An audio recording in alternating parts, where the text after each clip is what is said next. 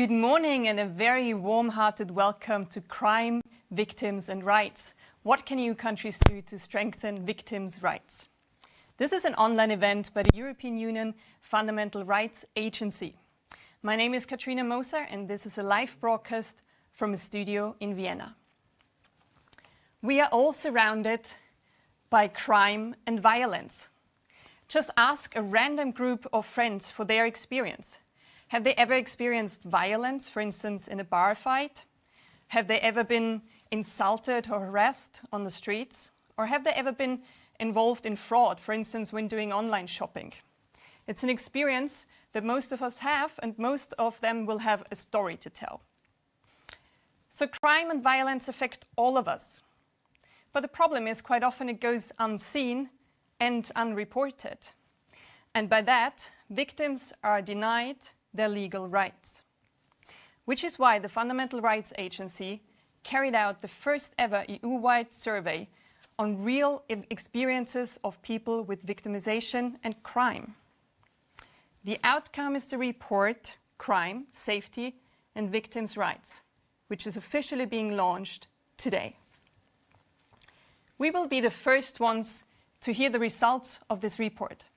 And we've invited leading experts from the field of policymaking, research and crime prevention to discuss the results and tell us what we can do to best use this data. This event is being live streamed on Facebook and YouTube, so please feel free to leave your comments and questions so that we can pick them up. And also use the hashtag EU Rights Survey on Twitter to post about the event. So with no further ado, let's have a look at the key findings of the report Crime, Safety and Victims' Rights. This is Marie. She likes bird watching, but recently she spotted more than she expected. And this is Hakim. He's got his eye on some new shoes. But someone else had an eye on his PIN code.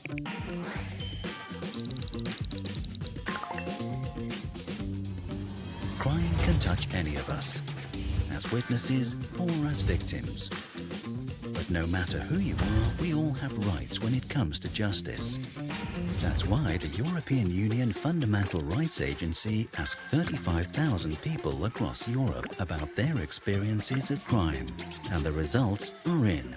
Marie and Hakim aren't alone. In the last 5 years, 8% of Europeans reported being victims of burglary, and 8% experienced bank fraud. 9% were victims of violence, and 43% of Europeans experienced harassment, with higher numbers for young people and members of minority groups. Let's take a closer look. For example, 50% of people with disabilities and 57% of lesbian, gay and bisexual people in Europe reported suffering harassment in the last 5 years, far too high. And while Europeans reported 95% of bank fraud cases, like Hakim, as well as 73% of burglaries, like Marie, just 13% of victims of harassment contacted the police. And 25% of Europeans wouldn't call the police even if they witnessed a violent crime, although this rate varies greatly between countries surveyed. In short, we don't all experience crime in the same way, and we may deal with it differently. But it's vital, as victims or as witnesses, that our rights are guaranteed and that we all show solidarity with victims of crime. Because access to justice is your fundamental right. Would you like to know more about FRA's survey? You can read the full report and discover the findings on our website.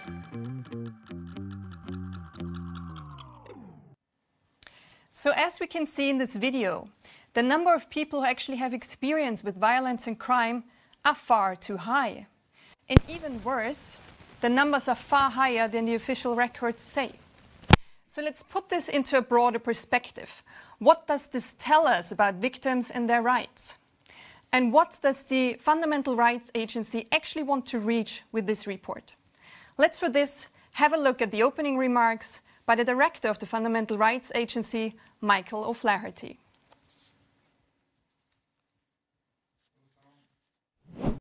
Here in Europe, we struggle with how to honour and respect the rights of the victims of crime. We find it challenging to respectfully receive the complaint of the victim, to allow the victim to accompany the process leading to prosecution, to honour the victim in the courtroom, and to ensure that the victim of crime receives some form of adequate compensation. It's in the light of these challenges that we so greatly welcome the Victims' Rights Strategy adopted just a few months ago by the European Commission. But for that strategy to work, for it to be applied by the EU and by EU member state governments, we need the hard evidence, the data. That's where the Fundamental Rights Agency comes in. We're launching a new report, Crime, Safety and Victims' Rights.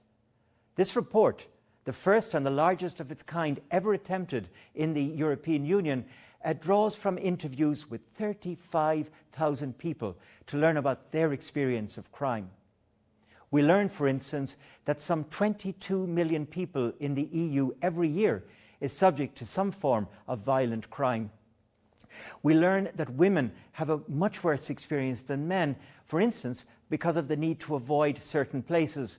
We know that if you're from a minority, you have a worse experience than people in the general population, and right across all victims, we know that only a small proportion will ever report the crime.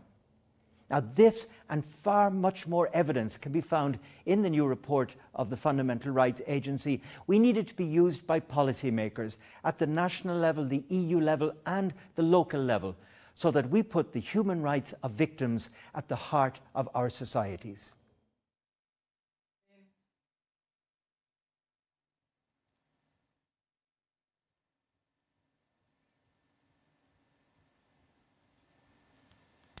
The more we know about the experience of people with crime, the more we can actually try to do against it.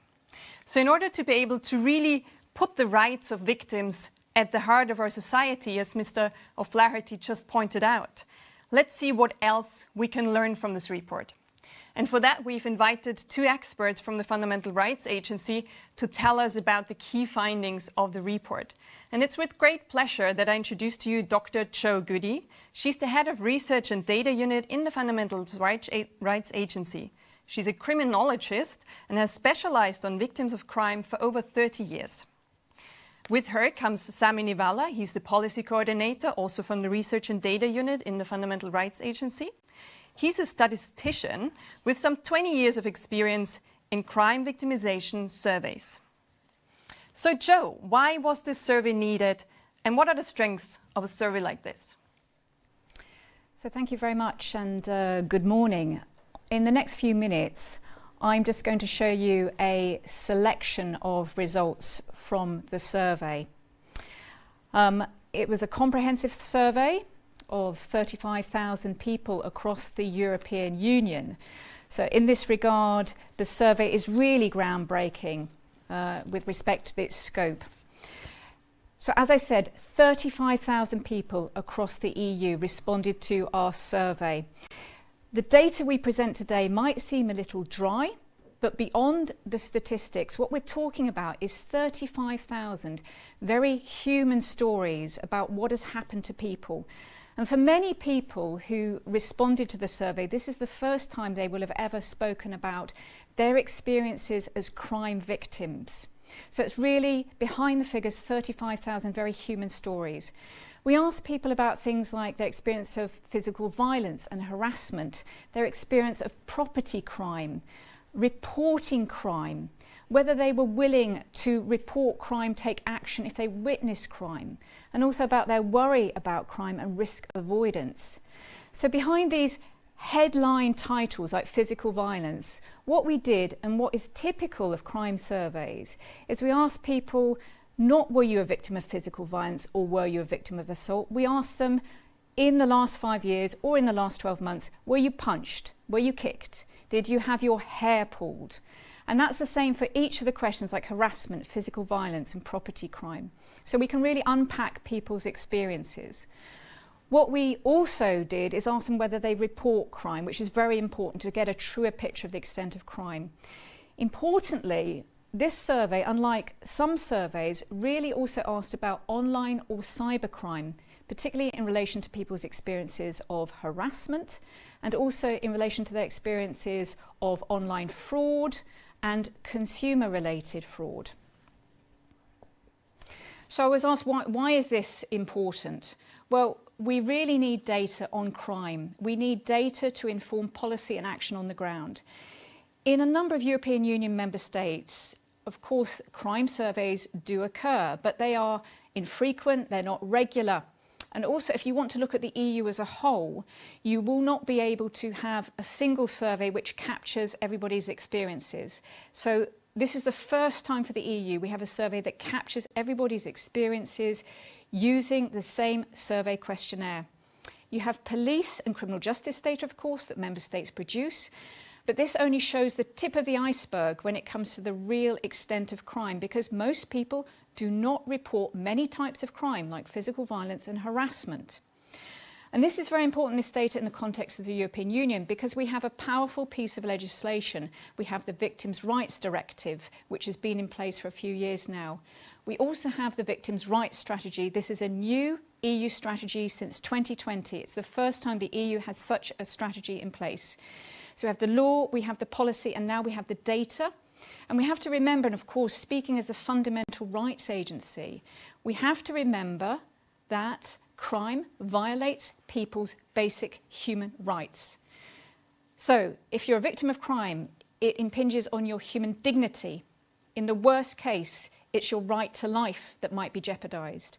Also, it's about private and family life when we think about burglary.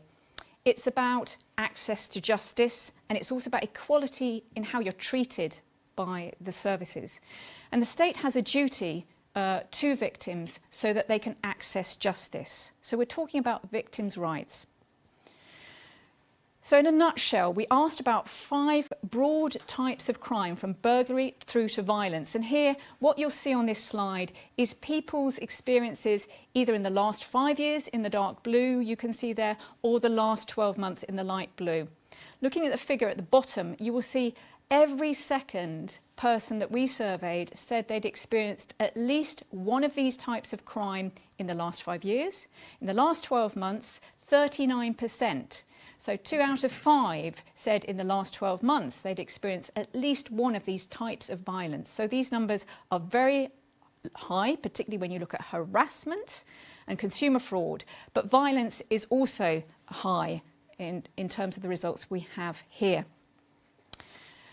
So just again, reiterating, going back to those headline figures, experiences of physical violence, 6%. Now, what does this dry figure mean, 6%? It's 22 million people across the European Union. When we extrapolate the figures to look at the EU population, that's a lot of people who are victims of physical violence. When it comes to harassment, 29% of people in the last 12 months were experiencing harassment. A lot of this is intimidating and threatening incidents, both in public space and online. That's 110 million people in the European Union.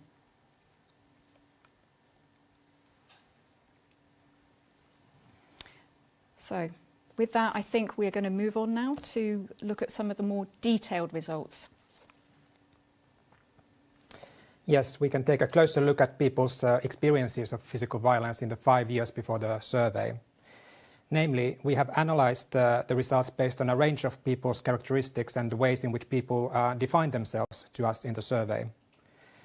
When we take into account people's age, we see that young people, here the age group 16 to 29, experience the highest rates of physical violence compared to the other age groups. This corresponds to about 1 in 4 young people, 20% of young women and 27% of young men, while this is compared to less than 1 in 10 in the other age groups. Other groups we have analyzed include people who experience limitations in their everyday activities, for example, due to a health problem or a disability, people who have a migrant background, people who have an ethnic minority background, or people who are lesbian, gay, bisexual, or identify in another way. For all of these groups, the survey finds higher rates of physical violence compared with the rest of the population. For example, for people belonging to an ethnic minority in the EU, 22% have experienced physical violence in the 5 years before the survey, compared with 8% in the rest of the population. But in addition to looking at how many people experience physical violence, the survey also allows us to zoom in on those situations where violence occurs. What this shows is that a majority of incidents of physical violence are perpetrated by men. That is, men disproportionately commit physical violence. This applies equally to violence against men as well as violence against women.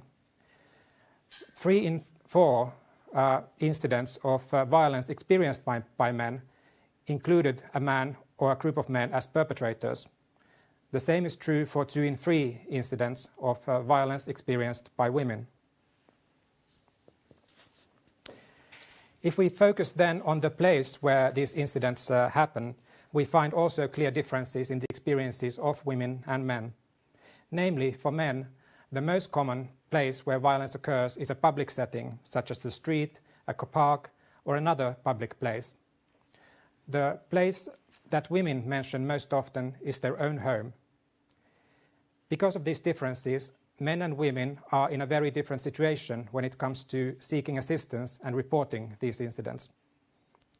When violence takes place in public, there can be witnesses who see the situation, who can intervene in the situation, and who can support the victim if they want to report the incident. When violence takes place at home, this is often not the case. Related to the results concerning the place where violence happens, we also see that men more often indicated that the perpetrator was a stranger, while for women, the perpetrator was often a family member or a relative. When the perpetrator is someone close to you, this also makes it more difficult to report these incidents.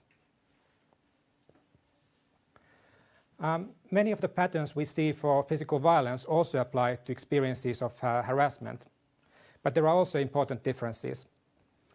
In the survey, people were asked about 5 types of harassment, that is, acts and comments that were unwanted, threatening, and 2 of these examples involved specifically harassment taking place online, or cyber harassment. The results show, again, as for physical violence, that young people experience the highest rates of harassment.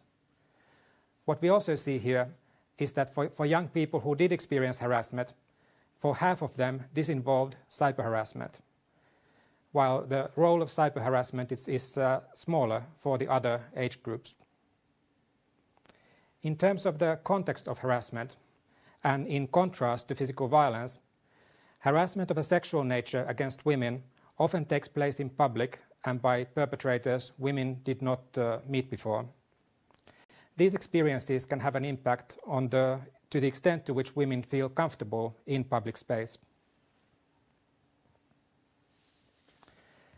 In addition to describing the incidents, the survey also tells us about the consequences of the violent incidents, for example, injuries or psychological consequences. However, the impact of physical violence goes well beyond the victims themselves. We are all affected by incidents that happen to people we know or that we hear or read about. As a result, 3 in 5 people in the EU avoid certain situations or places at least sometimes due to fear of being assaulted or harassed. Here we see 2 quotes from people who were interviewed in parallel to the survey about the same topics to illustrate what these experiences mean in practice. One person said about their neighborhood, "This is a nice and peaceful place to live, unless you have to go home late at night. I had to learn safe routes home." Another person said, "In fact, I have been followed several times, but from then on I have told myself that I will not speak to other people who I do not know, especially in the evening." The survey shows that particularly young women, over 80% of them, at least sometimes avoid places or situations because of concern for their safety, while the rates are lower for men. We see this result here when we take together all those who said that they avoid certain places or situations sometimes, often, or all the time. These results again suggest that women are not able to use public space equally to men.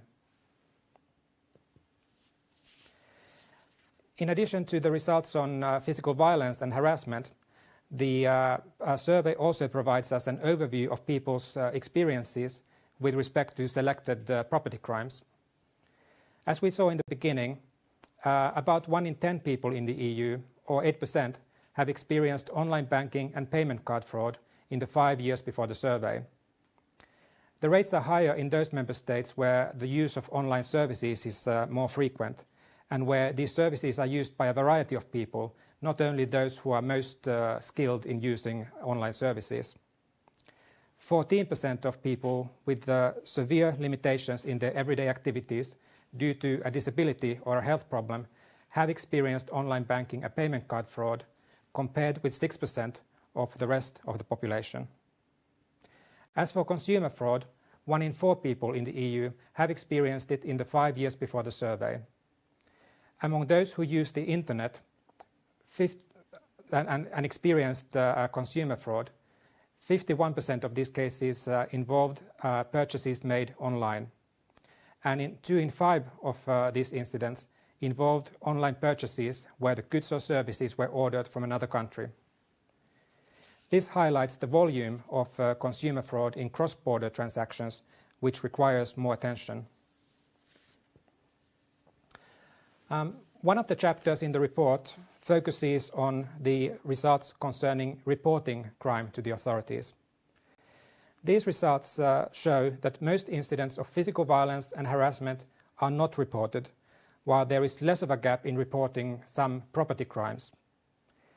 In the case of online banking or payment card fraud, most incidents do come to the attention of the police or the financial authorities and services. Also for burglary, many cases are reported, often because this is required in order to receive compensation from home insurance. Although property crime and in-person crime are very different in many respects, the results show that high rates of non-reporting should not be accepted as something that can't be changed. And in fact, there is a high willingness for people to report incidents if they feel that it makes a difference for them. Victims may also initially turn to other services than the police. For example, victims of physical violence often contact the healthcare services, and it would be important for these services to be able to recognize the victims and respond to their needs. In the survey and other interviews we carried out, people mentioned a number of reasons for not reporting incidents of crime to the police. These quotes here illustrate some of the experiences people have had, such as that reporting would not lead to anything, or that you wouldn't be taken seriously.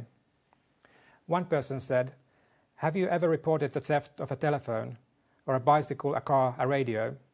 If you know you are going to hit a wall, why go there at all? It's enough to submit a claim to the insurance company."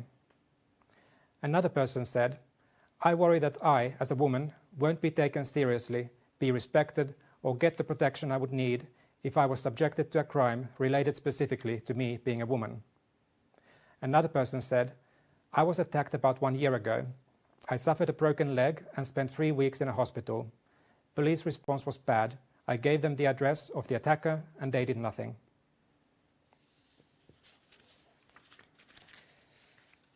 The survey also asked people about their willingness to take action if they witnessed a crime. Specifically, in the survey, people were described 3 situations, 3 crimes, and asked if they would be willing to intervene personally when they see it happening, if they would be willing to call the police, or if they would be willing to give evidence in court when they were requested to do so. The results show that 1 in 2 people in the EU would be willing or very willing to take action. In this example here, calling the police in a case of crime against the environment. However, 1 in 5 people indicated that they would be very unwilling to take action, to intervene, call the police, or give evidence in court, even when they were asked to do so. Finally, the results also show that there is differences between EU member states in terms of people's preference on taking direct action or involving the police. In some countries, people indicate that they would be more willing to intervene themselves than call the police, while in other countries the pattern is reversed and people prefer contacting the police as opposed to intervening themselves. These results reflect cultural differences and traditions of different countries. They also reflect the extent to which people trust to the police in the countries, and the data needs to be looked at more closely in this respect. This is relevant for follow-up action that could involve awareness raising that focuses either on people's responsibility to take action when they witness a crime or to report it, depending on where the gap is in each country. Thank you so much, Sami, for giving us those detailed information. So Joe, maybe you can tell us what are the conclusions that we can draw from these results? So thank you. I'm just going to show a couple of final slides really to conclude on what we know from the survey results and what action needs to be taken. So the survey has key findings and opinions. What we really encourage is for readers of the report to dig down into the report, to look at the results, and particularly, as you've seen just in the last slide, we have results that show the differences between member states. So that's also a point that people at the member state level are very encouraged to look at the results to see what the situation is in their member state. What you've just heard about today is the need also for very targeted measures to prevent physical violence, because as we've seen, particularly young people, those aged 16 to 29, also people with disabilities, ethnic minorities, LGBTI people, are disproportionately more likely to experience physical violence. And this kind of data really needs to be drilled down, and you need targeted responses. Because whilst we're talking about the general population is very diverse and their crime experiences are very diverse.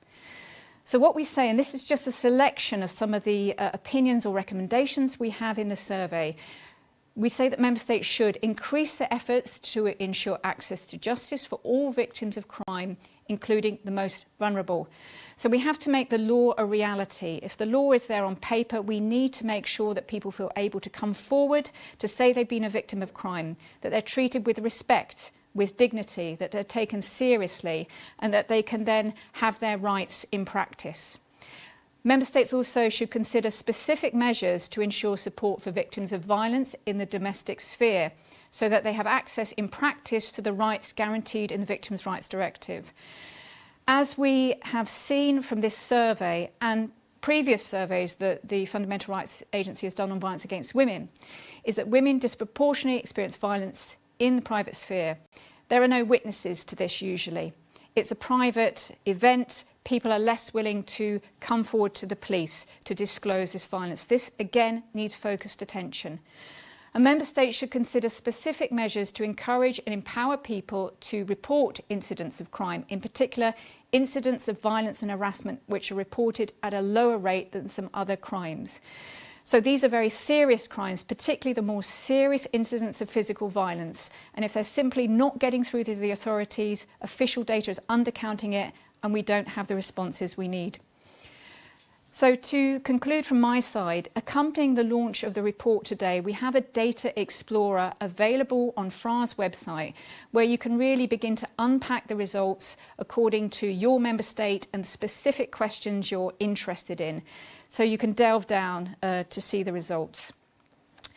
Also, alongside the report and the data explorer, in due course we'll have the technical report that we'll bring out, which gives all the details about how we did the survey. In the report we're launching today, that also has the background information on the methodology. It's a representative sample of people across the European Union. And also the microdata from the survey will be available. And that means researchers in government, in academic institutions, in civil society can really dig down, and they can see the differences by age, by gender, by disability, by all different characteristics. So we encourage people very much to look in detail at the data that we've only shown a snapshot of today. Thank you. Thank you, Joe. I think these are very clear calls for action. So maybe, Sami, as you have very long experience when it comes to surveys, you can put this into perspective for our audience a bit more and tell us about the methodology behind this survey. Like Joe said, it was very important for the survey that we use the same questionnaire in all EU member states to have comparable results. In terms of the way the data was collected, we used both online data collection as well as face-to-face data collection, depending on which was the most suitable method in each member state. But many of the findings we see here, for example, on crime victimization, we considered that also in face-to-face interviews, it's important that people have the possibility to complete the data themselves without having the interviewer ask these questions. So in having people really sharing their experiences in private. So therefore, we allowed self-completion where people directly enter their answers into the computer so that we can be sure that we can reliably compare the results across all member states. Thank you very much. I think one of the most striking outcomes was also that the officially reported data differs largely from the data that you found in this survey. Joe, can you just give us an idea of how big this gap actually is? Well, the gap between officially recorded crimes, so crimes that the police and the criminal justice system actually records and makes public, is significant for certain types of crime, particularly because we could see that experiences of physical violence were very much underreported by people, and also experiences of harassment, which can be threatening and intimidating. So we know that the undercount of very personal crimes is huge when we compare it to the official criminal justice data. So if member states only rely on official data, they really have not the true extent, they don't have the true picture of what is going in relation to crime. They will have for things like burglary or for payment card fraud, which people are more likely to report. And because many member states simply don't have these kind of surveys, they really don't have the material, they don't have the data to really know the extent of crime in their member states. So again, because this survey presents for the first time the data for the whole EU, member states that don't have regular crime victimisation surveys, like the FRA's survey, will for the first time have data to say, what's the difference between our officially reported data and what people actually experience? And this kind of data collection is very well established through surveys like the one that FRA has done. It's established in some countries in the world, but not in many EU member states. So we really need this kind of data to say to member states, look at this alongside your official data. You'll have a truer picture of the extent of crime. Great, thank you so much. I think that was a splendid first overview of the findings of the report. So thank you at this point to Sami Nivala for giving us this overview. And I will now head over to the discussion with our experts. And I'm very happy that Joe is going to stick around for this discussion. So just a little remark at this point, as all of you are seeing that we also have live captioning below your video, just be aware that this is not always 100% accurate. So it might not always fit exactly with the audio.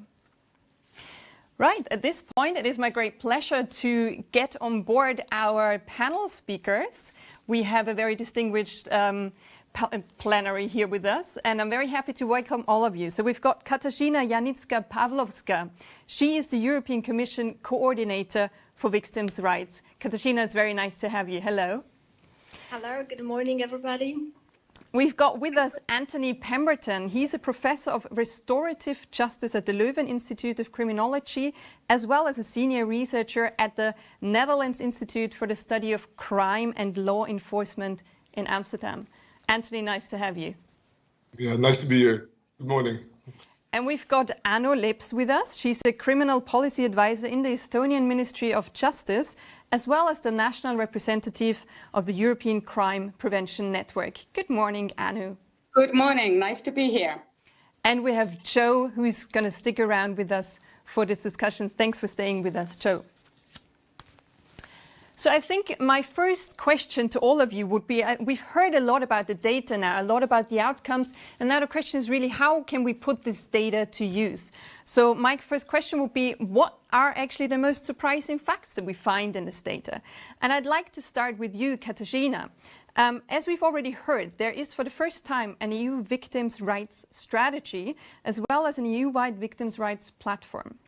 So the strategy wants to ensure that all victims of crime can fully rely on their rights no matter where it happened and under which circumstances it happened. The strategy has 5 priorities, and when we look at the report, it actually addresses all of these 5 priorities. So when you look at these outcomes, can you give me a first impression? What was the most striking, the most surprising for you, and how can you use that data for implementing the strategy?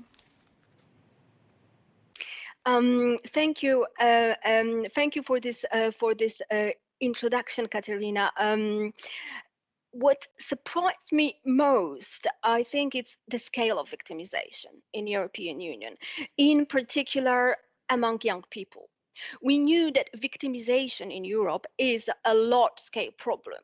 We also knew that underreporting of crime is a big problem, and that the crime reported to the police is a tip of an iceberg. What we did not know was the scale of underreporting. And the Frost Harvey, for the first time ever, has revealed that 6% of Europeans, 22 million of Europeans have fallen victims of some sort of physical violence in the past year. And it affects mostly young people, almost 25% of young people. This is extremely worrying. In particular, when we add to that the information that a great majority of those who suffered from physical violence will never report a crime. These people have a right to support, have a right to protection. They should not be suffering in silence. So the data from the Frost Survey is absolutely crucial for a good implementation of the EU Victims' Rights Strategy. As Jo underlined in her presentation a moment ago, the data from this survey is groundbreaking. I fully agree. This data adds this missing element to law and policy that we already had.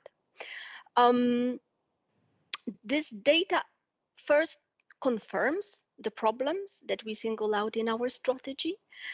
Secondly, the data confirms the choices of actions, in my view, that we propose in the strategy. But thanks to this data, we'll be able to ensure that these actions that will be taken under the EU Victims' Rights Strategy will be more efficient, more targeted.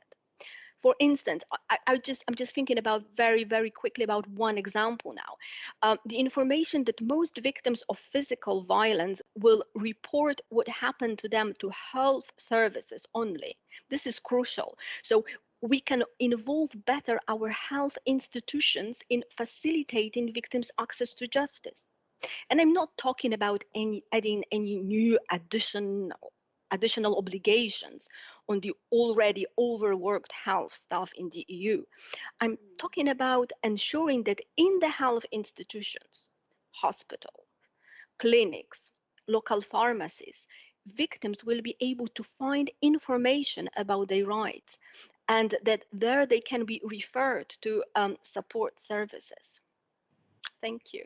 Thank you so much. I think you touched upon a lot of topics that we're going to go a bit deeper in just a second, but maybe also get some reactions from the others. Anthony, you've been dealing with the matter of crime for over 2 decades, and you say yourself there aren't any quick fixes, as it's quite obvious. But you also say that this data might be an important step forward. So what was the most surprising fact for you, and how can we use this to step forward? Let me first congratulate the Fundamental Rights Agency on this extremely important bit of work. I think 35,000 people across Europe involved in this survey, and in a lot of countries where this kind of data was not available until now. I think that's a monumental achievement in and of itself. I was intrigued by the question that you posed to me, what I found most surprising, and unfortunately, my main sense is that I'm not surprised at all. This is what we've been seeing from victims surveys over the past decades in the countries that have actually conducted them, that there's a tip of the iceberg of people who actually report crime, and that also applies to people who suffer from severe forms of victimization, including physical violence.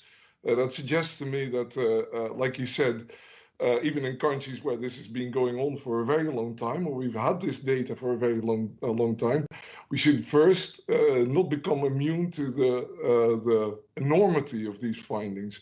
22 million people across the European Union are suffering forms of violence on an annual basis. I think that's something that, unfortunately, I'm not surprised about anymore, because this is the kind of thing that we've been seeing from victim surveys in the countries that conducted them until now on a regular basis.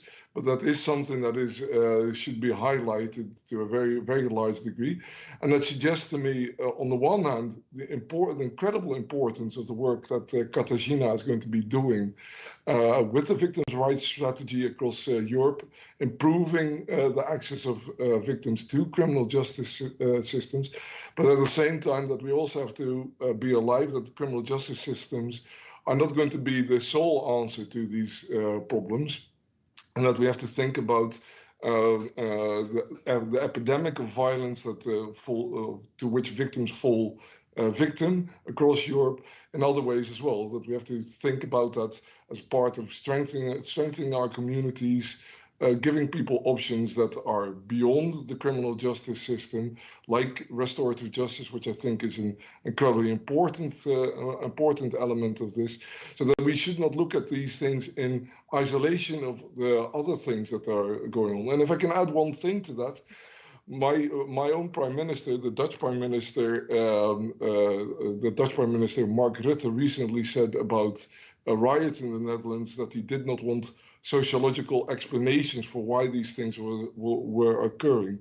Now, I couldn't disagree more with that. I think it's urgent to look for sociological explanations for why these things are looking. And we, as criminologists, have established a very large evidence base of what we should be doing, and that we start to take seriously these things.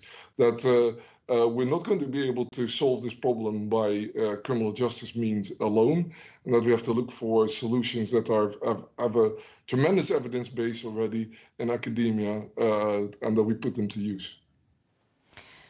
Thank you. I think this is a really important approach, that in the end it's about cooperating and bringing different perspectives together. And I really like what you said, that we shouldn't become immune to how normal this seems.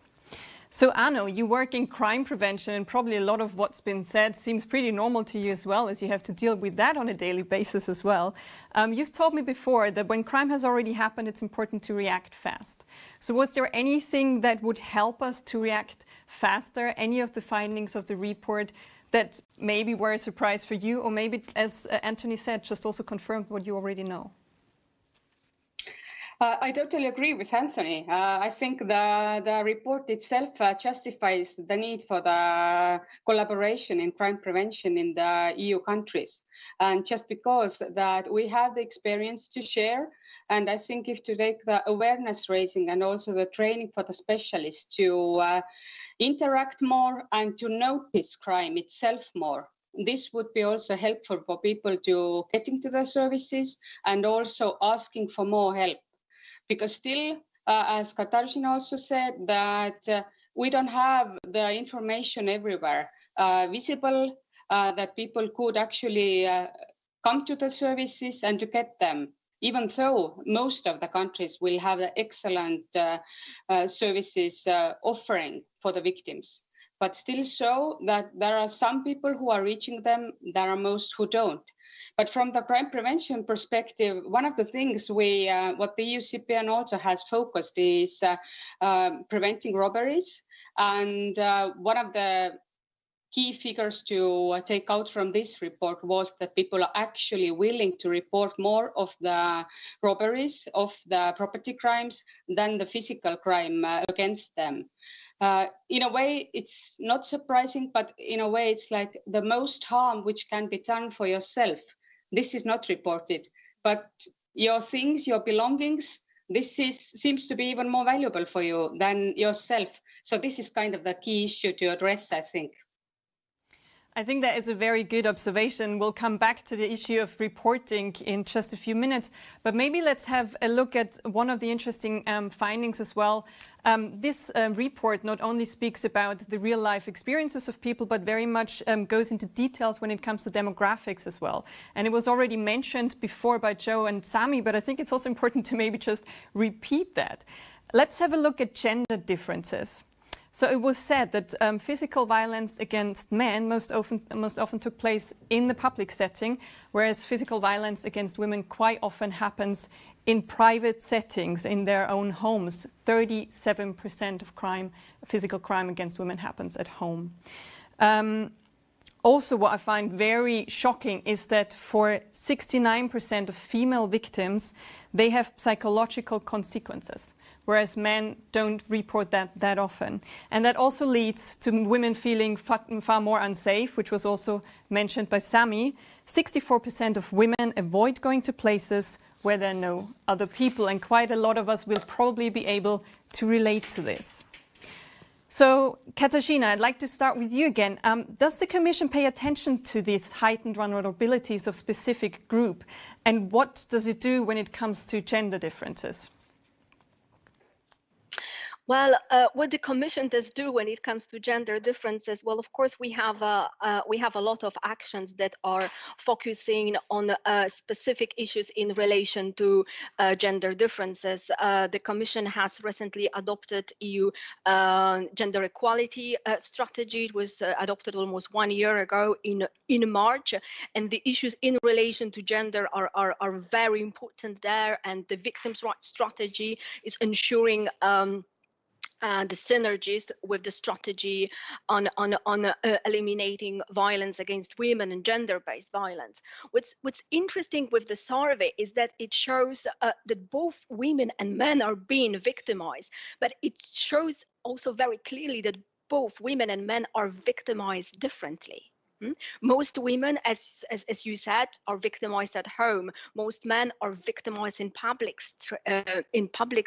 places. In the EU strategy on victims' rights, we have singled out the need to work on strengthening victims' physical protection. But the data from this survey will help us to design our actions in a more precise, more targeted manner. For instance, to ensure better protection of women, we should consider more efficient protection orders, including barring orders, and more targeted specialized support services, including a focus on psychological help. Men, however, in particular young men, should benefit more from ensuring safer public spaces, including schools and universities. These are, of course, my very first estimates after the very first quick reading of the survey. We will analyze now this data thoroughly, also with colleagues who are specifically responsible for gender-based violence in the next months, and we will come up with as targeted solutions as possible. Thank you. So maybe at this point, let's get Joe back into discussion as well. You told me beforehand that you were also specifically surprised by the outcome of the report when it comes to the group of young men. What surprised you about that group, that specific group? And I think Katarzyna just mentioned in which direction your answer could go. Well, it's less surprise and more confirmation of what we know. So from surveys that do exist in member states, so for example, Germany, Sweden, who've conducted surveys, we know that young men disproportionately experience violence in public places. Again, the experience of crime is very gendered. We're reiterating the point that women disproportionately experience violence in the domestic sphere, and they experience sexual harassment in public places far more than men do. When we look at the results, though, we also have data that shows women's psychological experiences and experiences of harm in terms of physical harm as a result of violence. And women's psychological experience of violence can be more extreme, particularly because they often experience repeat victimization in the domestic sphere. So incidents might not be a one-off incident. If it's domestic violence, this can have been happening over months or years. So the psychological impact when somebody you know harms you is extreme. But I also think, in answer to your question about what kind of surprises me, is also the need for us to also look at men's experiences of violence too, to not underplay that, because a lot of young men also avoid public place because they might fear assault. So our survey showed about 16% of young men say they avoid certain situations or places in public because they want to avoid physical violence and harassment. That rate is lower than for women, much lower than for women. But these findings are important too, because we need to engage with young men not only as perpetrators, but also as victims of violence, typically at the hands of other young men. So I think policies also need to look at young men's experiences of violence. So in schools, in colleges, in universities, and more broadly, we need to recognise this, and we need to not downplay it as an experience of young men. And when you look at the data again, you can see that it's particularly certain groups of young men disproportionately experience violence. So if we're talking about using the data for policy, it means digging into the data, unpacking the data and say which groups of young men are disproportionately experience violence, but not, of course, negating the fact that women disproportionately experience sexual harassment in public places and domestic violence at much higher rates. So when we stay with this group of men for a moment longer, Anthony, you're coming from the perspective of research, but I heard you also worked on the ground with an NGO. What's your perspective on how can you really educate young men in general, probably also young women, to not become perpetrators nor victims? What's your perspective on that? I think that's a very good question. If I had a ready-made answer to it, I would be very happy to be able to give it. What I do see is that crime is, without downplaying the victimization of men, crime is a very gendered phenomenon, and also the consequences of victimization are a very gendered phenomenon. And I think one of the issues is about awareness raising. I think that's something that is often said in these cases, and maybe too often said in these cases without making clear what it actually means. But my sense is that a lot of men really still do not have an understanding of what it's like to be a woman consistently faced with harassment on a daily basis. I think there is so much evidence that the experience of women living in urban areas and the way that they have to deal with harassment on a daily basis as an element of life is something that most men really do not comprehend. That they think, well, the kind of things you see when these things are debated on the internet are things like, yeah, but if it's a compliment if someone shouts at you on the street, and you can always say no. But the issue for a lot of men is that they really do not have a comprehension of what it means to have to say no repeatedly every single day of your life in so many different situations that you have to keep controlling that, even if you're just minding your own business, wanting to just walk around the city like anyone should. And I think there's still a very large issue there that needs to also be addressed. Yeah, I like that quite often it's not enough to just know about something, but comprehension really means that you have to feel it in every bone of your body, basically. I think that's a very important point.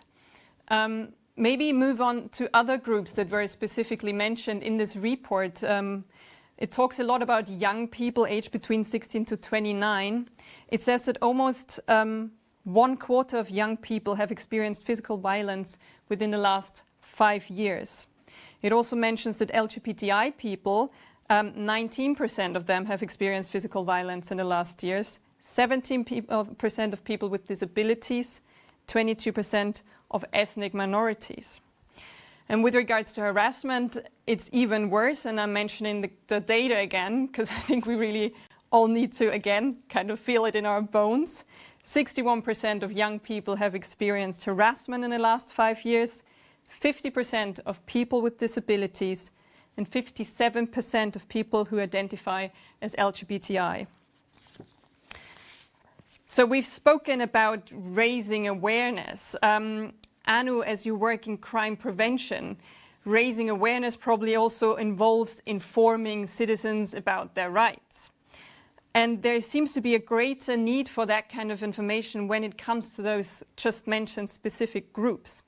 What do you think, how can this be done better to really reach these groups, and so that, like we just said, they don't just know it, but they actually feel safer? Mm-hmm. Of course, if we talk about the youngsters, to start with, Teita, you just pointed out, then one of the places is to interact with them at schools, also in the youth centers, the places they are, also in the shopping malls, because you have to find the persons where they normally move during the daytime, and then you have the possibility to inform them and also to do any kind of other interactions with them. So, of course, one of the things is the programmed look, or the way that you have to, in the schools, also integrate all of these teams, how to prevent violence, how to say no, how to make sure that, for example, all of the sexual activities which is done with you are done with your consent. That all of these key messages should be part of the normal agenda in the school. It can be also discussed in the class of mathematics, for example. But about the awareness raising, of course, the possibilities is to do the awareness raising campaigns. This has been tried out also by the UCPN. One of this information campaign about the victims' rights, especially on the theme of trafficking, was done a couple of years ago, and more or less within all the European countries. And then also we have done this focus day for the burglaries to pinpoint for the people that if you leave your house, then just make sure that all of the doors are locked, that you actually know where your things are, that they are not visible on the windows. And also one of the things which does affect, because there was violence on the streets, then which does affect most of the people, I would say, in Europe, is the pickpockets. So this has been also one of the campaigns launched by UCPN while there was the football cup in the European Union. All right. So again, Anthony, I'd like to bring you in, and you probably don't have an answer to me. But why do you think young people are more vulnerable? Why does it happen to them more often that they are being harassed? Well, I think it's a general finding that young people, that's something that we've known for a very long time, are more often a lot more victimized by crime. They're also more often perpetrators of crime. They're often in situations in which crime is maybe more likely to occur. So I think there's a lot of answers that I've given, and I'm sure that people are more aware of risk profiles than I am, would be able to give better answers than I'm giving right now. I think it's just a general finding that young people will be confronted with crime on a far more general basis than older people like myself. So I think that's definitely an issue. I mean, there's a lot more violence that occurs in and around schools. And there, I think also the issue is that that's not only not reported to the police, but is essentially not reported to anyone. The amount of harassment and bullying that goes on under 16-year-olds. I think I think we saw the age group that was included in this survey, 16 years and older, is also a very large one. So the people in puberty and before they hit adolescence, there's also a lot of victimization and a lot of perpetration, and often a lot of combined perpetration and victimization. I think that's something that we should also not forget before we start looking at these data as making a clear line between victims of crime and perpetration of crime, particularly when it relates to young men. A lot of the people who are reporting victimization by crime might often also, at the same time, be perpetrators of crime. The bar fight in which one of the typical situations in which young men become victimized by crime, quite often it's the person who threw the first punch is the person who ends up being a victim. So I would also caution, particularly where it relates to young men, to start seeing the data here as being a clear division between victims and perpetrators.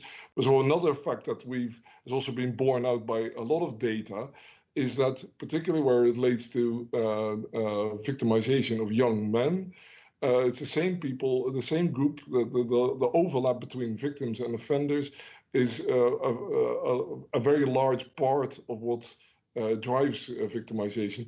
And I think that's something that is also different when we look at crimes that occur against women. Mm-hmm. Joe, you wanted to also comment on this. Yes, thank you. I would agree with Anthony that it's particularly when you're looking at young men, the mix between those who are victims and perpetrators, for some of them is often there. They can be a victim, they can also be a perpetrator. But when you asked about looking at the profile of people, particularly young people in different groups experiencing violence, what the survey also shows is that disproportionately people who also self-identified in the survey, for example, as LGBTI, or as belonging to a group that has a disability or a health problem, they disproportionately experience more physical violence and harassment. So there are other things that are going on there, particularly when we also look at ethnic minorities or non-citizens. They experience higher rates of victimization. We also need to say, is some of this also to do with hate crime? And particularly for young people, they're out in public space a lot more. Okay, in normal times when it's not COVID, they're out in public space more, they're more at risk of victimization of a certain type. And Anthony referred to risk factors. I think we have to acknowledge, so if you are on a low income, if you live in the inner city, you're far more likely to take public transport, to walk somewhere. You might not own a car, so you're more exposed to risks. So young people are more exposed to risk, particularly in urban areas, just as are other age groups, because you have to walk the streets, you have to take public transport late at night. If you're doing shift work and your shift stops at midnight, you're out there, you're exposed in the public domain. If you're more affluent, you know, you might live in the suburbs in a nice house, you can afford to have the latest security. You have your own car. So there are many factors that increase people's risks, and we can see that young people, of course, are out in public places more. And so it's this combination of factors of being young, maybe being in an inner city, also not having your own car. All these kind of factors combine to put you at higher risk. And I think it's really important in that instance to say we're not looking at the victim and not only what they should do to prevent them becoming a victim, but also looking at the environment they live in and also what the state should be doing to enhance security of victims. I think that's a very interesting explanation that's probably not too obvious, that young people are just in a lot of situations that put them at risk. So when we now look at what's also been mentioned by most of you before, the fact of reporting. Anno stressed it beforehand. It's quite interesting that only 30% of people who suffer physical violence and only 11 who suffered harassment reported to the police, even though it's their body, it's their dignity that actually got affected. But when we look at pickpocketing or at burglaries, these kind of crimes get reported far more often. Bank fraud, 95%. Probably also because money is involved. What does that tell us about our worth of money and our worth about our own physical well-being?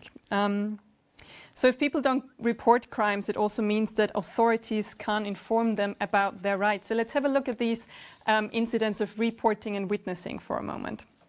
Maybe, Joe, I'd like to also bring you in again for this part. How do you interpret this data that people don't report that much? Is it simply that they don't trust the police, or what are other factors that come into play here? Well, we asked people who didn't report crime, particularly when we look at the results for physical violence or harassment. We asked them, why didn't you report these incidents? And they could select a number of reasons. What's interesting is that some people said, well, you know, it's not really that important, it's to report it. And particularly when you recognise that a lot of crime is experienced by young people, this might be an everyday experience for them. But we also found that reasons for not reporting, if we then look at the state and the duty of the state to do something, we found that about 18% said we're not going to report to the police because we simply believe they won't be able to do anything if we report. And more worryingly, 9% of people, when we think about physical violence, said we're not going to report physical violence to the police because we simply don't trust the police. So that's 1 in 10 people who've experienced violent crime saying we're not going to report it to the police, we don't trust them. And you'll see differences between member states also, and the data again can be looked at the member state level so that the authorities can say, do we have a lower rate of trust in the police in our country in comparison with another country? And this is the kind of thing that really needs to be looked at the member state level and understood in the context of what's going on in relation to police training, etc. But one interesting result we did find is that people from minority groups were tending to report crime a little bit more.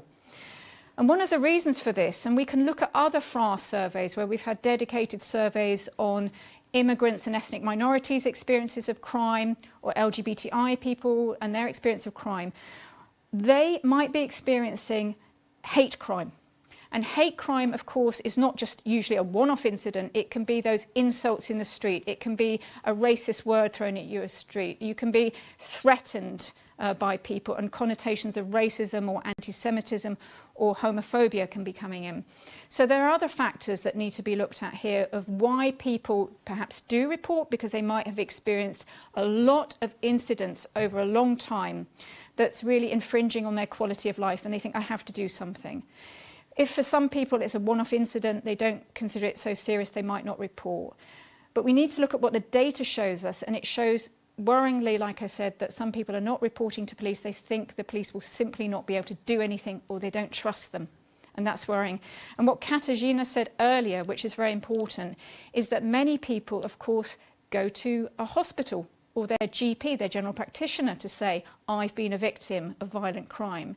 So they might turn elsewhere. And we also need to look, therefore, outside of policing and criminal justice to see where people feel comfortable to go and think they'll be treated with dignity and respect. Mm-hmm. I think what I wonder also as a citizen is how important is my own reporting, not only in helping that victim who I've just witnessed, but also in preventing future crime. Who of you would kind of give me an answer to that? Can my act of reporting something today help to prevent crimes from happening in the future? I'm not sure, Anu, maybe you want to step into this one. What do you think? This is what we have always said. If it's about reporting, then even if you consider this not to be so important, then you still have to report. For example, with the thefts of bicycles, this is one of the fields of property crimes, or which is not so much reported, and also normally it's not reported by young people. But it might be that behind these crimes, behind these thefts, there's an organized group of criminals. And if this one crime reported, another crime reported, just we will have the possibility in police to collect together the data to show that they are active on the streets and they are active of even getting more out of it. So to stop it, we need the data for that, and that's why the reporting is also relevant, to break down these organized structures of crime. And this is not just these bicycle thefts, but it also happens within the violent crimes and also in the organized economical crimes, of course. Mm-hmm. Maybe let's have a look at the policy element of this. Katarzyna, you're new in your role since last autumn, so maybe you can also kind of look at things with a bit of a fresh eye. What do you think? What has been missing in a political strategy so far, and how can we encourage people to report more? Thank you. Indeed, underreporting is an extremely important problem that we face, and that's why, in order to have victims easier to report to the crime, focus so much on victims. In my view, we should rather focus on ensuring safe environments for victims to report a crime, and this is an extremely important element in our victims' rights strategy. We must focus on creating safe environments for victims to report the crime. No one can force victims to report a crime, and there is no one quick fix solution to here, as stressed by Anthony earlier. And that's why in the EU strategy, we propose a whole set of actions to create a safer environment for victims and witnesses to report crime, raising awareness to victims' rights. At the local level is one element, providing EU funding to national victim support organizations and relevant community-based organizations so they can provide information, support, protection, and promote restorative justice. We haven't spoken about restorative justice today yet, and I think this is the moment when we need to stress it. It's not so much about encouraging victims to report. First, we must ensure that if victim reports a crime, there will be a proper follow-up from the police, that the victim will be treated with respect and dignity by the police, by the judiciary, by health staff, by support services, by entire societies. I mean, by everyone who comes into contact with a victim, so that victim is not ashamed to talk about what happened to her, that receives this support, and not only support from specialists, support service, but also, or maybe I should rather say in the first place, the support from all those who are around the victims, friends, family members, classmates, teachers, or neighbors. That's why it is extremely important to ensure better coordination, cooperation, and to involve everyone who comes in contact with victims to ensuring that victims feel safer. As restorative justice was mentioned, Anthony, do you want to step in here? Yeah, of course. I completely agree with this. There's someone at my door now, strangely enough. I love this in live events. It's the postman. Yeah, that's but I'm not going to open. That's the weird timing there. No, I of course completely agree with Katarzyna, and how could I otherwise? My group in Leuven is particularly interested in restorative justice. It works around the area of restorative justice. And for the people who are unfamiliar with the phenomenon of restorative justice, it's a way of thinking. It's a way of thinking. The doorbell is going again. Amazon delivery. It's a way of thinking. Is a way of thinking about the reaction to criminal a situation of crime and victimization that seeks as a priority to, well, as the term says, to restore, to think about what the root causes are, to involve communities and direct stakeholders in the reaction to crime and victimization, and thereby to go beyond thinking about the reaction to crime and victimization as merely ending up in, say, punishing and convicting a single offender. So that's why I think that that's something that is, in many countries across Europe, has become part, definitely, of the juvenile justice system, but there's still something that could do with a lot more attention across the European Union. No, I think the doorbell is stopped. Now the person ran away. Well, feel free to actually open if it's important, as Joe also wanted to come in and comment on this. Yes, thanks very much. I think also what we know from our survey and previous surveys is that when you look at physical violence and particularly domestic violence, one of the reasons people don't personally report it is because they feel a sense of shame. So kind of the victim focuses on themselves rather than feeling able to come forward. So there are various reasons, and they differ very much between different groups who are victimised about why they do or do not report crime to the police. And again, it's the point about whether they think the police will do anything and whether the police will treat them with respect and dignity. Just one thing I wanted to mention too is that we also asked in the survey, we asked people about 3 scenarios about whether they would be willing to either intervene if they saw something happening, call the police, or actually give evidence in court.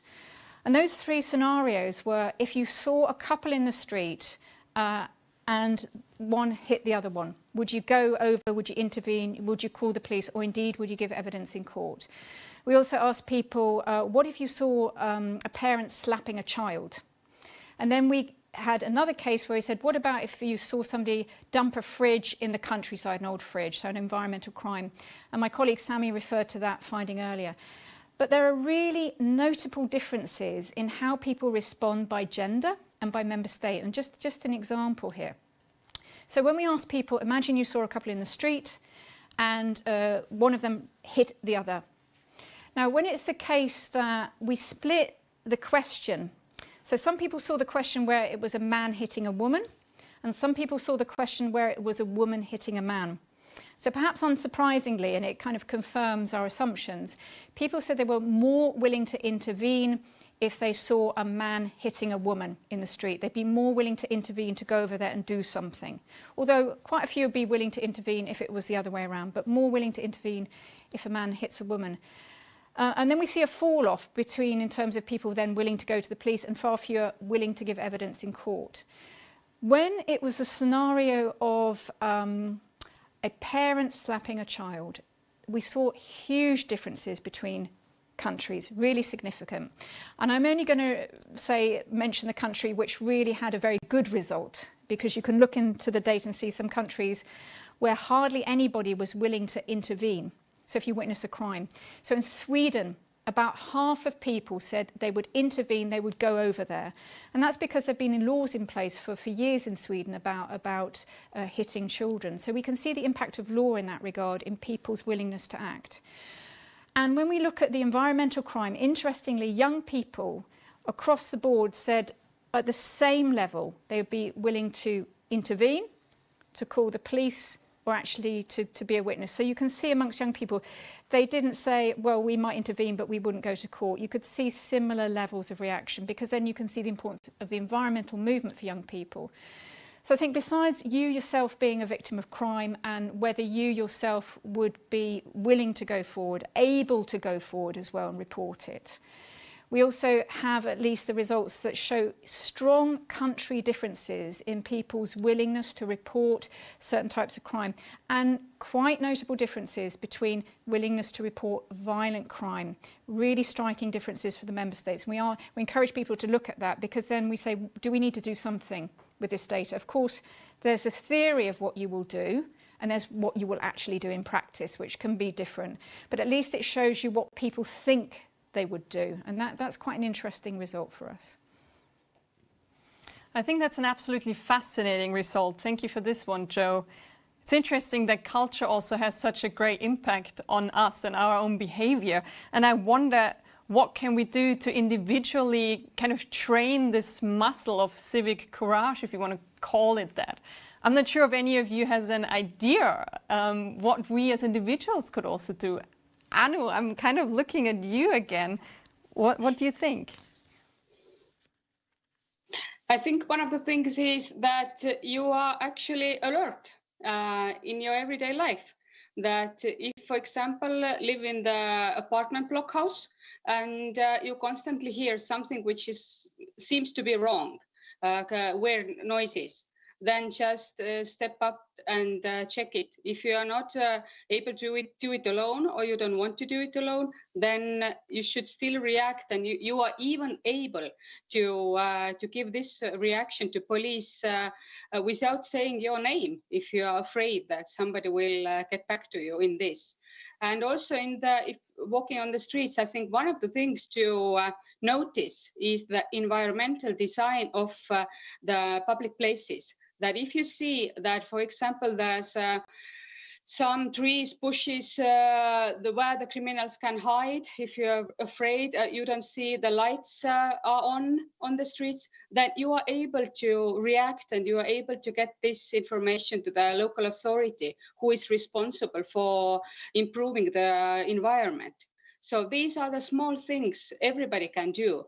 And of course, what you yourself can do is just keep your belongings to yourself, keep them safe, nearby you if you are in the public transportation or on the streets, and just also if about the online activities, we are all online every day and even more than ever, and then just keep this also safe so that all of your personal things are not visible to everybody, that you are able to protect your computer and your smartphones with the code or with the ID or with your face. So these are the small things everybody can do. Yeah, I think it's really important to kind of remind ourselves of those small things that all of us can do. You kind of gave me a reminder to come up with a bit more sophisticated password for my online systems as well. I would probably do that soon. So we're already heading towards the end of the event, and we're already also looking kind of to the future and the measures that we really can take from what we are learning out of this report. Katarzyna, when we look at the implementation of the strategy on a national level, do you foresee that it will be difficult to implement it, or are you quite optimistic? And how will the Commission actually support national policymakers in implementing the strategy? Thank you, Katarzyna. The EU strategy on victims' rights is composed of a set of actions which are suggested to national governments, which are suggested to, which are proposed to members of the civil society. We also list a whole set of actions for the European Commission, where the European Commission engages itself to come up with these actions. But all the things that we propose to member states and to civil society are proposed really. So. Of course, in the European Commission, we are there to help to assist member states with implementation of the EU strategy, and we have tools for that. For instance, one very important area is the involvement of the national experts from all EU member states in the implementation of the strategy. We do that in particular by working very, very closely with the European Network on Victims' Rights. This is a very important network that is composed of national experts from ministries of justice of all EU member states who meet on a regular basis. And also in the European Commission, we involve very, very closely all actions of the network, in particular in the work of the Victims' Rights Platform. Victims' Rights Platform is another forum of strengthening cooperation and coordination at the EU level that regroups the major stakeholders in the area of victims' rights, including other institutions, agencies such as fundamental rights agencies, bodies and representatives of civil society. So the national governments are also present in this victims' rights platform with their participation via the European Network of Victims' Rights.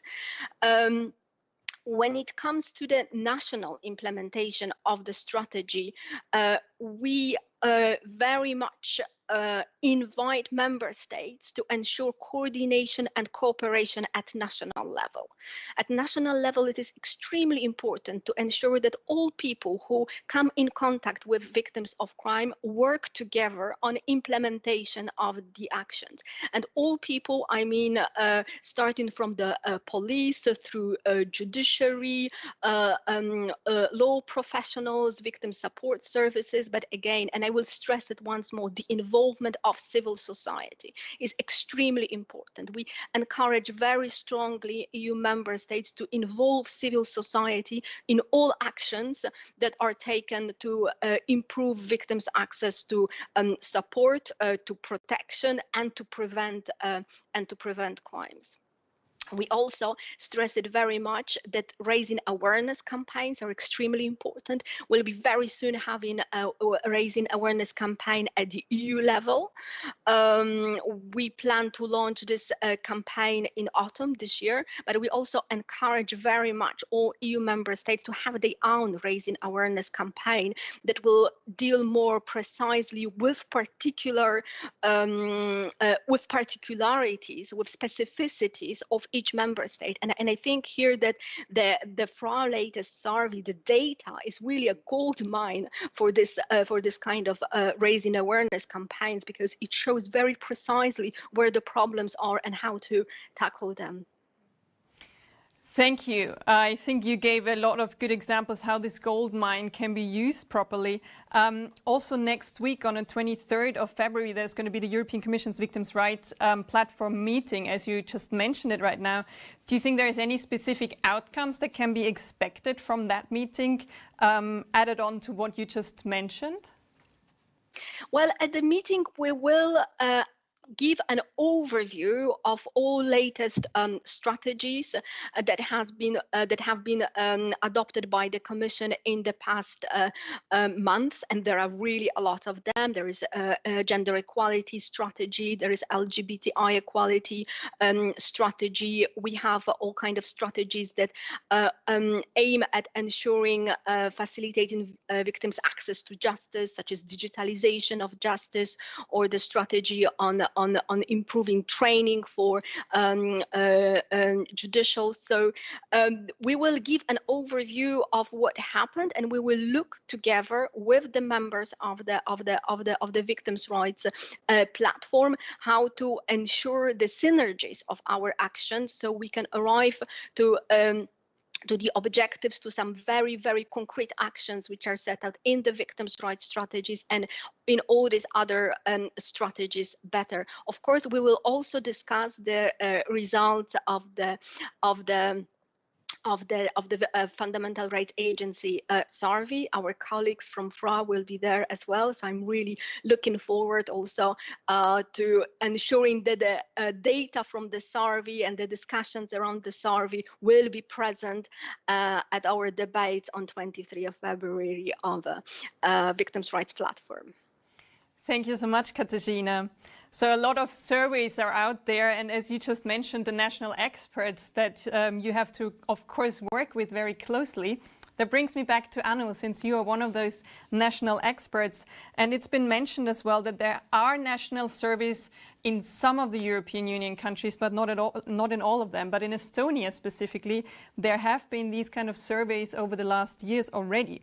So why do you think Estonia is a kind of front runner in this field, and what can we learn from your national approach? So yes, that's true. We have carried out the smaller scale victim research over the 10 years. And it does show that the recent years have stayed on the stable run, let's say so, that we have around 5% of the respondents that they have reported that they have been victims of crime. But we have used this data within our national policies. And also, this is the essential understanding to take into account if you are talking about the changing legislation or the need for that. And at the moment, just we have on the table 2 important items where we can use this FRA survey and where we have also used our own data. And these are, we are changing the Victim Support Act. which should go in the new format and entirely changed to the government this year.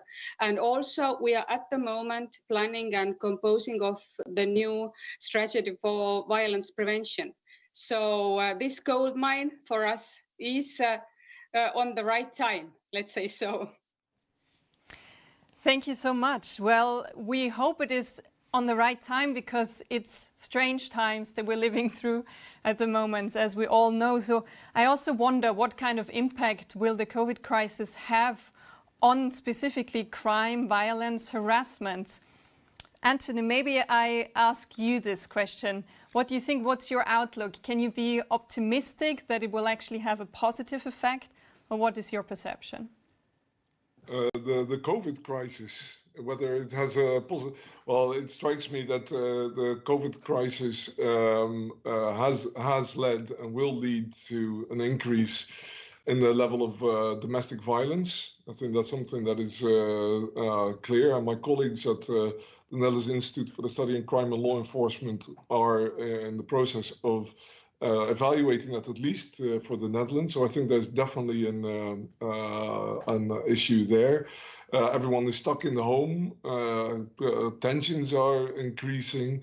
So within the home, definitely after it's been such a long time.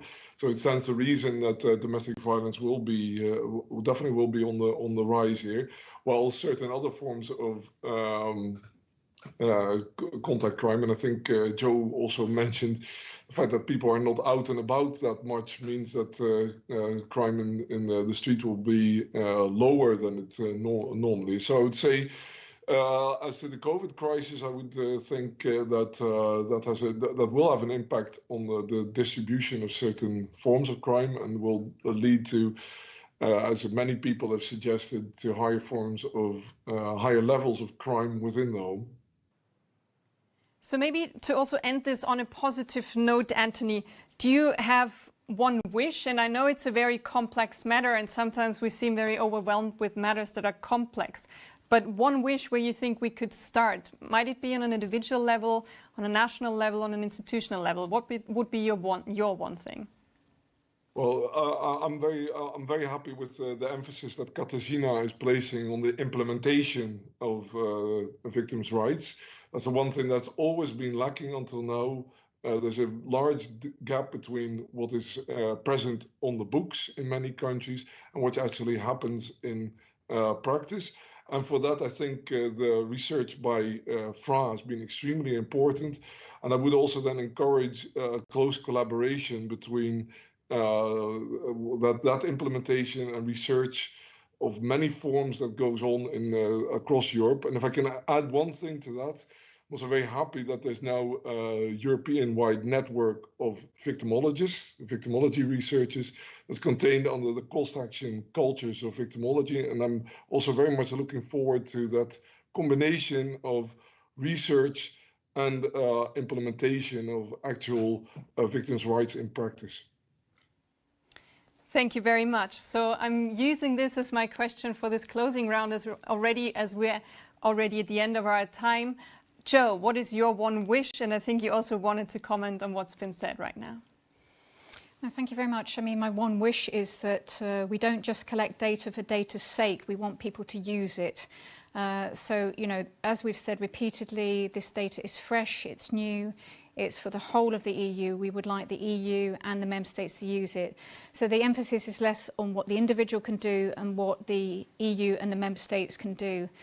I'd also say that looking at the data, it's also recognising types of crime that probably are going to be increasing. And that also relates to COVID.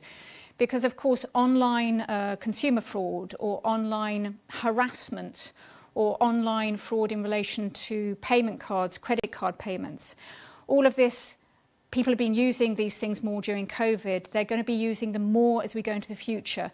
So it's when we look at common crimes or conventional crime, we also need to recognise newly recognised forms of crime, including levels of sexual harassment that are disproportionately experienced by women.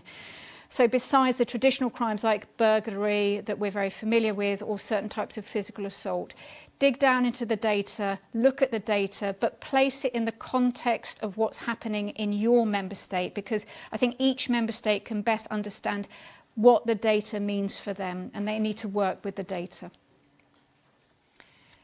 Thank you so much. This also refers to one of the questions that actually did come in via the chat, which was, is it possible to read and analyze the data from an intersectional perspective, for example, analyzing the experiences of young ethnic minorities, women or older people with disabilities, which I think then the answer to is yes, and please use that data and have a look at it from different perspectives. So what is your final wish, Katarzyna? Thank you so much. I will try to be as brief as possible. And I must say it is quite challenging to say about just one final wish. Ensuring that all victims of all crime can fully rely on their rights, and not just on paper, but as stressed by Anthony, in reality, they can fully rely on this right, is extremely complex issue. There is no quick fix here, for sure. So what we really need to do, and I think this is my one final wish, is to ensure that we all work together to ensure that victims are not ashamed of what happened to them, that they feel secure and that they feel safe in the society in which they live. So we need to strengthen our coordination, cooperation, both at the EU level, at the national level, and that also every one of us, every citizen, really feels the part of this responsibility on his or her own as well. Thank you. Thank you. And Anu, we have one wish left. What is yours? My wish is that crime can be prevented, and this survey actually helps us to understand how to do it and to be better in the collaboration and to be better in the evidence-based crime prevention. Thank you very much. I think that was very precise, and we have a long list of wishes, so let's hope that all of them actually will become true. I thank you very much, all our panelists, Katarzyna Janicka-Pawlowska, Anthony Pemberton, Anu Leps, and Dr. Joe Goody, as well as Sami Nivala, who was here with us today to present these findings to us. I thank the Fundamental Rights Agency for actually organizing this very important event. And I thank you out there for actually joining us today and learning about the outcomes of this survey. It was 35,000 people from 29 countries who participated in this survey. And as we've seen here today, this is not just black and white. All of us could actually become a witness. All of us could become a victim someday, and maybe even a perpetrator.